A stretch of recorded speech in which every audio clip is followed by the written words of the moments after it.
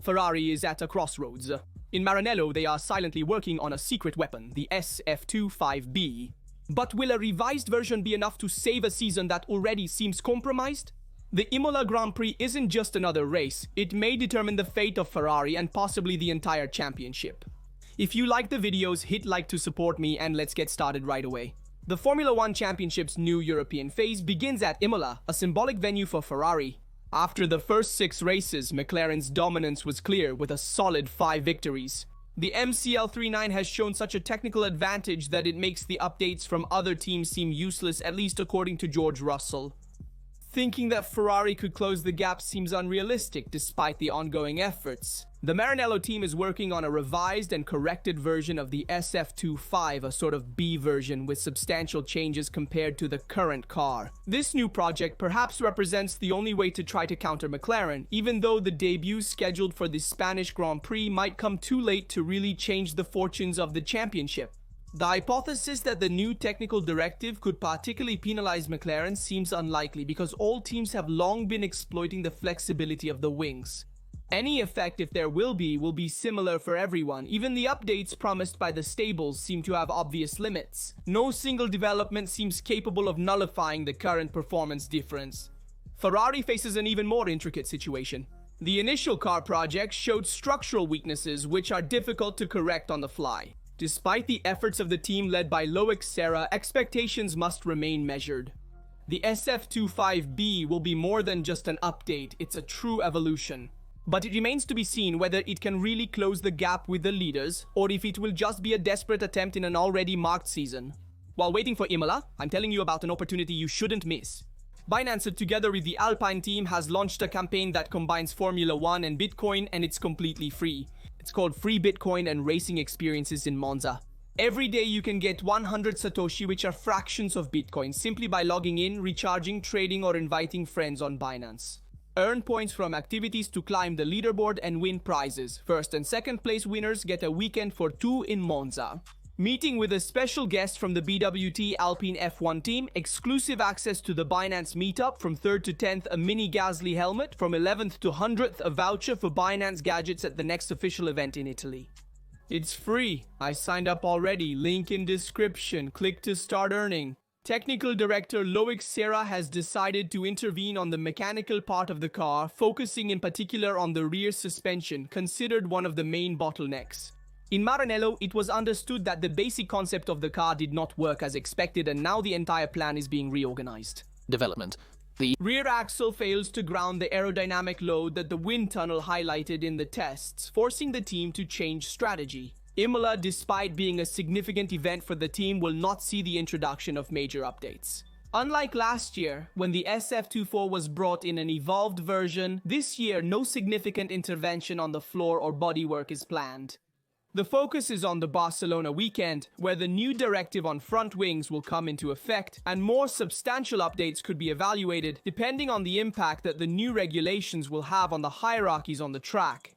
In the meantime, at Imola, more circumscribed solutions will be tested, such as a new intake of the rear brakes, internally modified both for aerodynamic reasons and to improve cooling. This test represents a useful experiment to study the effect on the rear tires and counteract the rise in temperatures, a common problem also for other teams. Similar solutions have already been seen in the McLaren baskets and could be replicated, even though these changes are often not reported in the official Fédération Internationale de l'Automobile documents of the weekend. Loic Serra will be present in the Ferrari box to closely follow the team's work. Despite the Imola package not bringing visible changes, the information gathered could be crucial in defining the technical choices for the coming weeks. Everything will depend on what happens on the track and the responses that will come from the aerodynamic and mechanical tests. The team has no intention of giving up. Even though the SF-25 was disappointing, it showed flashes of potential under certain conditions.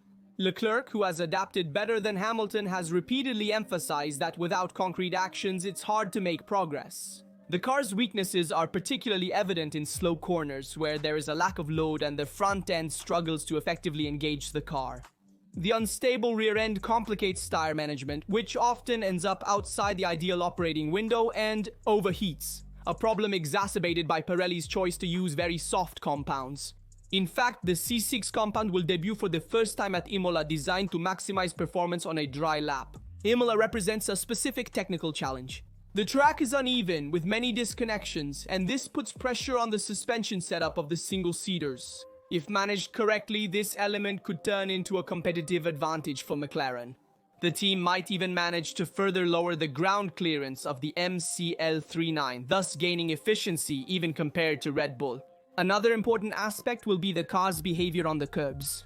The McLaren drivers have proven to be very effective in overcoming these roughness with aggression, making the most of the car's features even in the most difficult sections.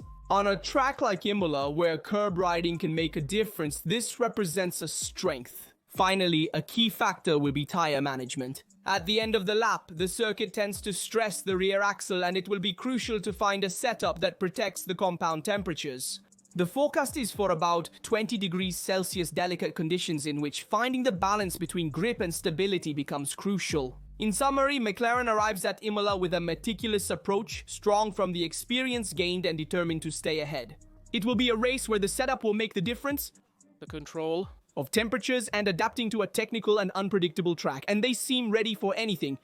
The C6 was developed primarily with city tracks or low tire degradation in mind, like Monaco or Las Vegas. Putting it on a technical track like the Santerno is therefore a gamble, but one that could open up interesting scenarios.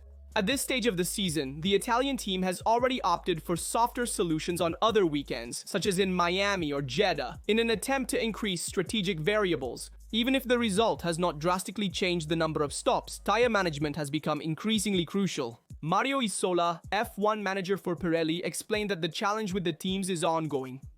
Every time Pirelli introduces a softer compound to complicate strategies, the teams learn to manage it, adapting setups and approaches to minimize degradation.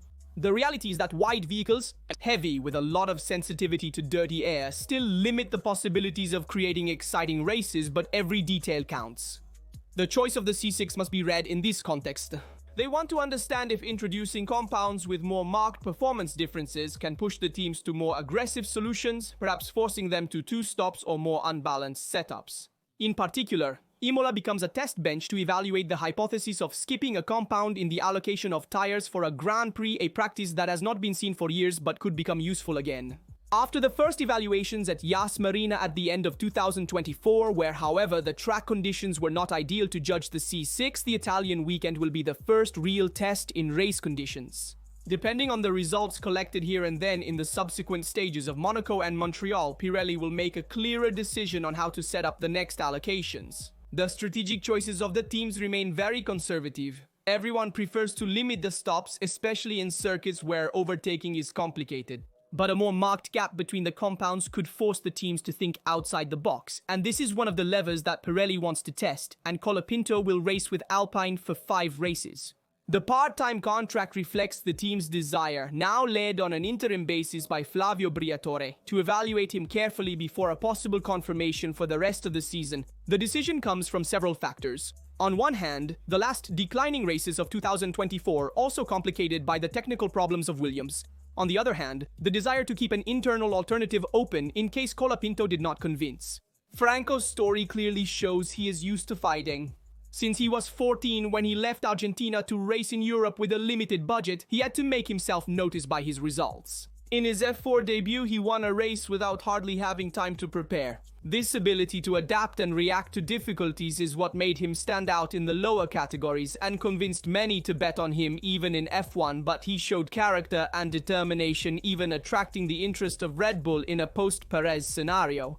The contract limited to 5 appointments, however, seems to also have an economic motivation. According to the rumors collected, Alpine wants to send a clear message to the sponsors who already support the Argentine driver today. If Colapinto will be competitive and the financial support will continue to arrive, the position could become stable. Otherwise, it would be difficult to justify a new change, which would bring further instability to a team that needs continuity.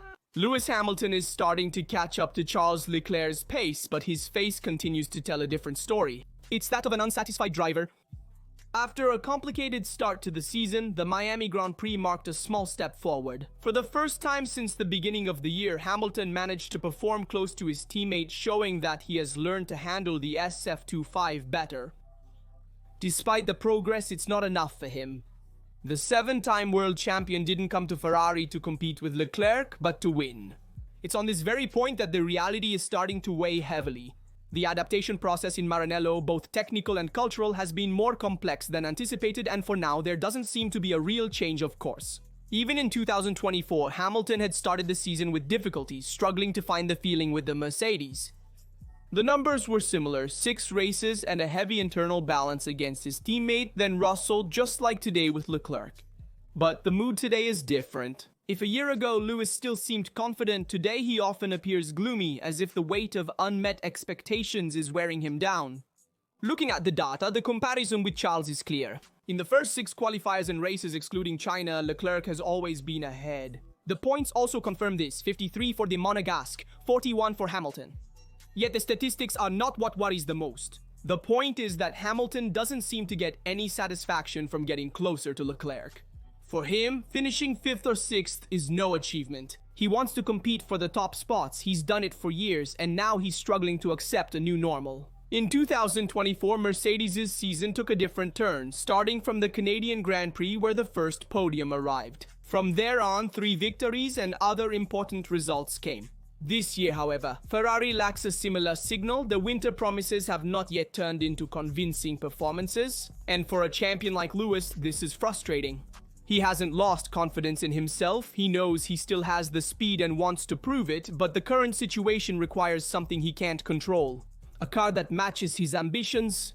If he can confirm the positive signs seen in Miami at Imola, it will certainly be a step in the right direction, but it won't be enough to bring back the smile. For that, much more is needed, yet some defend Hamilton. Alongside Toto Wolff, who has consistently believed in the British man's abilities, Alain Prost has also chosen to support him. The former French champion, who has also raced for Ferrari in the past, knows well how difficult it is to handle the pressures at Maranello, especially when the results do not come. Not by chance, recalling his experience, he mentioned the famous episode in which he compared the 1991 single-seater to a truck, a phrase that cost him an early farewell to the team. However, the situation is different today. Prost reflects on how the world of social media has changed everything. Just open a social media and you read that Norris has no hope. And Hamilton is finished, he declared, but Lewis is someone who has always had the courage to admit his own mistakes publicly. Yet this paradoxically makes him more vulnerable to attacks and can undermine his confidence.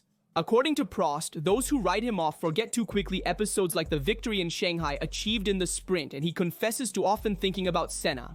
I've lived around that rivalry for 30 years, he said, and it seems to me that everything I've done afterwards is always put in the background.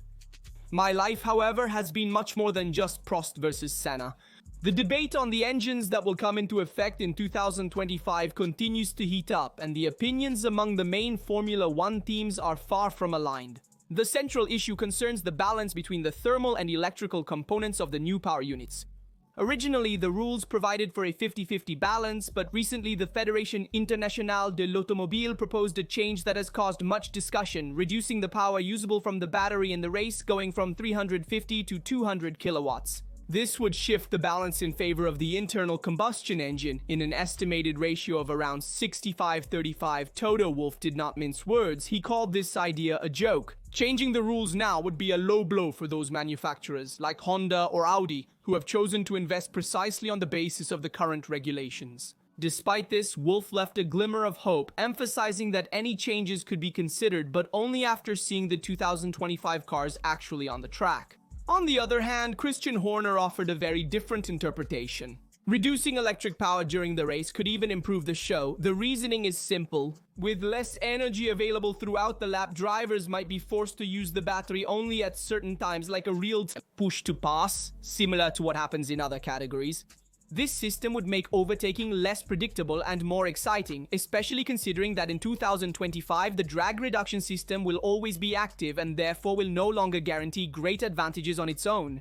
Horner stated that the Fédération Internationale de l'Automobile has finally recognized a real risk with the current regulation, in his view. The possibility that drivers are forced too often to lift and coast or to go into recharge mode to conserve energy, damaging the show and driving freedom.